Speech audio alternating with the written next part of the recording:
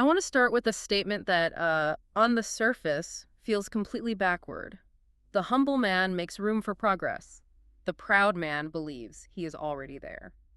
It's a total paradox, isn't it? Yeah. Because in our culture, we always associate pride with, achievement. Right. And humility is the quiet person in the corner. Exactly. The person hoping not to get noticed. And we tend to think humility means low self-esteem or, I don't know, meekness. But looking at the research we've pulled for this deep dive into the architecture of humility, that definition is just, well, it's flat out wrong. It is. The sources seem to argue that humility isn't about thinking less of yourself. It's more about recognizing that you are functionally unfinished. Unfinished. I love that word for it. It's perfect, right? Because if you look at the proud man from that quote, his problem isn't confidence. His problem is that he thinks he's a finished product. He's arrived. He's arrived. The cup is full. And because it's full, he's, inadvertently closed the door on any future growth. Whereas the humble person, they maintain this perpetual space. Right. And this isn't just space to, learn a new skill. The material suggests this is the specific architectural requirement for the really heavy lifting in life. Like maintaining idealism or integrity. Or actually having compassion. All things that, frankly, are really hard to hold on to. Which feels increasingly difficult. I mean, we're looking at sources from Stoic philosophy all the way to modern management theory, and they all kind of land on this one idea. That the world is sort of designed to erode those very qualities. It is. And the first place that erosion happens is in our own heads, specifically with anxiety. Yes. The geography of control. Let's dig into that, because the notes on this were practically shouting at me.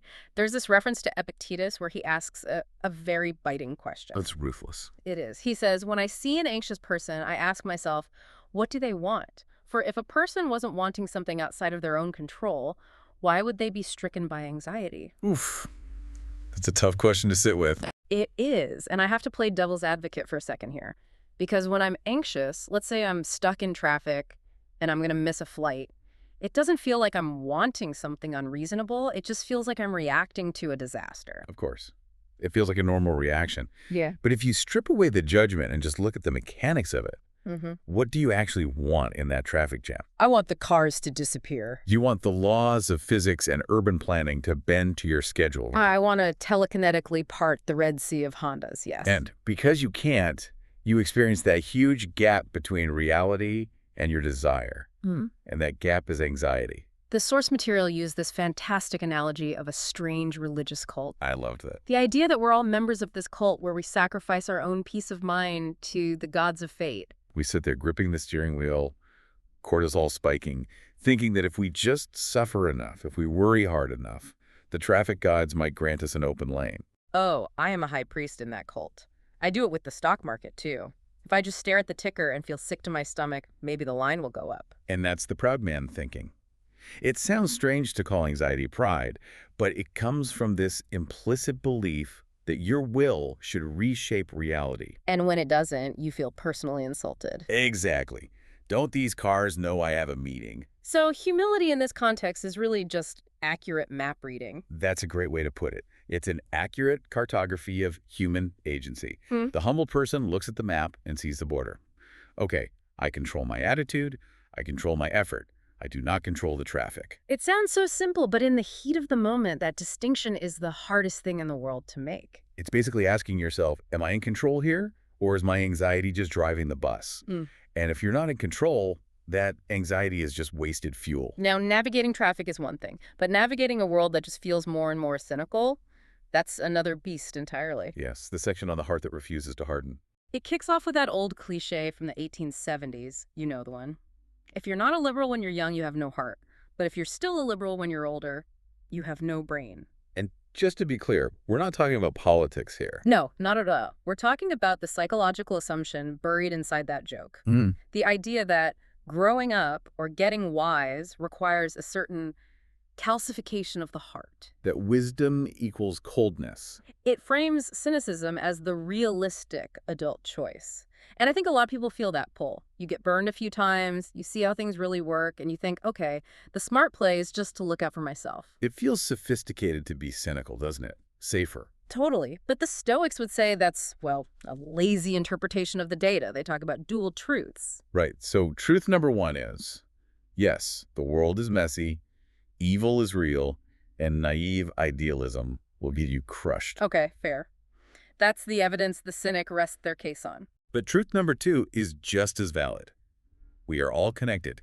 As Marcus Aurelius put it, what injures the hive injures the bee. Kindness is actually the most rewarding long-term strategy.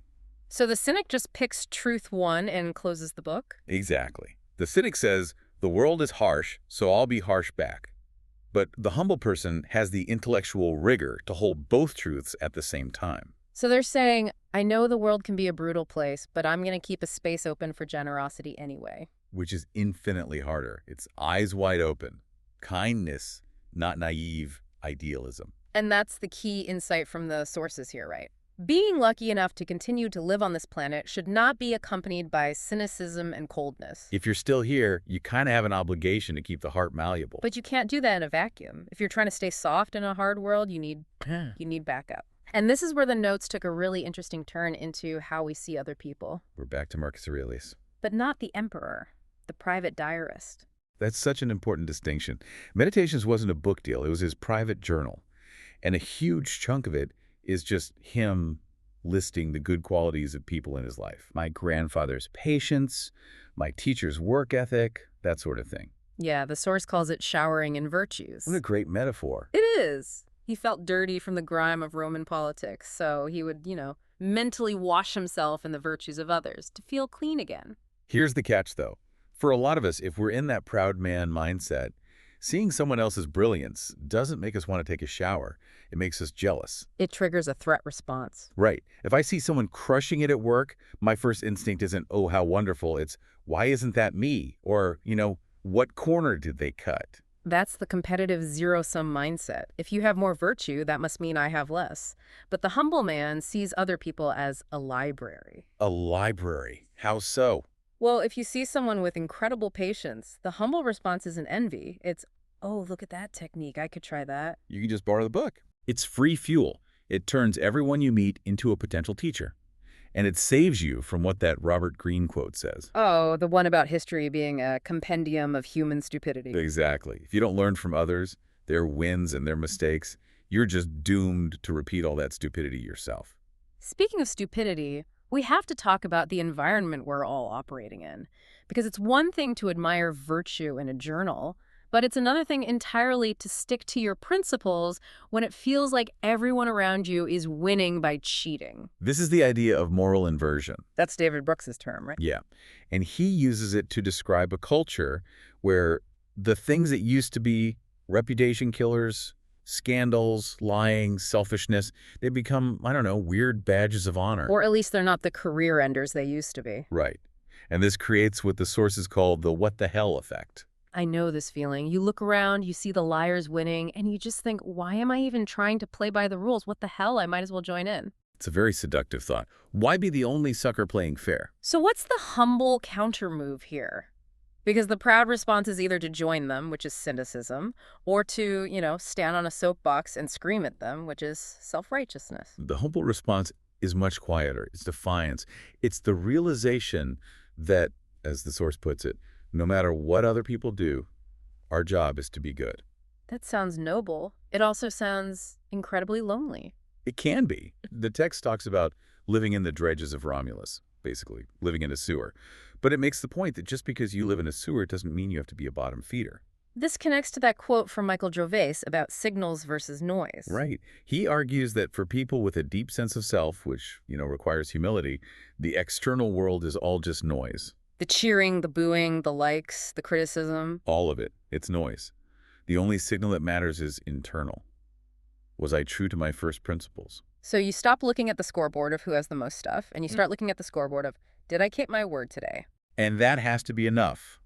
Because, and this is the really hard part, the external scoreboard might never, ever reflect your integrity. That's a perfect segue into the section on unfairness, because if you play by the rules and the other team doesn't, you are at a disadvantage. The twice as good problem. Yeah. We all know that expression. It's usually applied to women or minorities, that you have to be twice as good to get half as far. The source is very clear that this is a systemic reality. Absolutely. But it also expands the lens and says that eventually this dynamic comes for everyone. Maybe your boss takes a dislike to you. Maybe the economy crashes. The rules change mid-game. And the proud man's reaction to this is just outrage. This isn't fair. I want to speak to the manager of reality. He wants a refund on his effort. But the humble man sees adversity differently. He sees it as a sparring partner. See, I hate that metaphor. I don't want a sparring partner. I want a nap. I think we all want a nap. But the opponent is already in the ring. You can't just wish him away. The proud person wastes all their energy complaining that the opponent is hitting too hard. While the humble person accepts the reality of the fight. They accept it and they adjust. Play chess, not checkers. Take what the defense gives you. If the game is rigged, you don't whine and you don't quit. You have to dig deeper. You have to out-strategize the unfairness itself. And the incredible irony is that by being forced to navigate that rigged game, you actually do become twice as good. You develop skills. The people playing on easy mode never have to. It transforms the unfairness from a tragedy into a training ground. I want to shift to the practical side of this because there's a note from Peter Drucker that I think a lot of people might just glaze over, but it's actually crucial. The subtraction concept. Exactly. Drucker talks about the shift to knowledge work, but he links real productivity to the ability to say no. And this is where humility becomes like a core management strategy. Think about the proud man at work. He thinks he can do it all. Every meeting, every project, please every single person. And he inevitably drops the ball somewhere. Right.